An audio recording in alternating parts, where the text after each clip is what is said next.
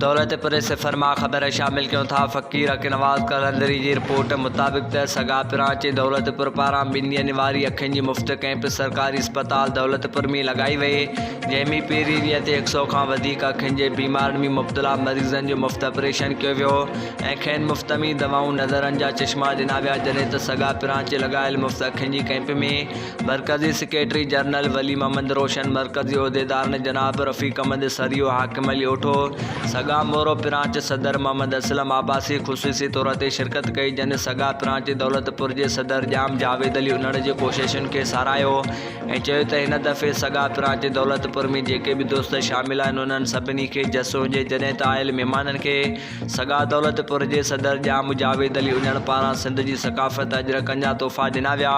उन मौक़े ते सगा पिरांचे दौलतपुर जे सदर जाम जावेद अली उन्हण अब्दुलरशीद डायरी सलीम रज़ा सोलंगी ऐं ॿियनि चयो त असांजी कोशिशि आहे त हिन इमदादी कैंप मां वधि खां वधि ग़रीब माण्हुनि खे रिलीफ़ फ़राहम कयूं। असांजी कोशिशि आहे त बीमारियुनि में मुब्तला माण्हुनि जी वधि खां वधि ख़िदमत करियूं। उहो अलाह पाक असांखे ख़िदमत जो मौक़ो ॾिनो आहे। अलाह पाक असांजी हिन कोशिशि खे कामयाबु कंदो।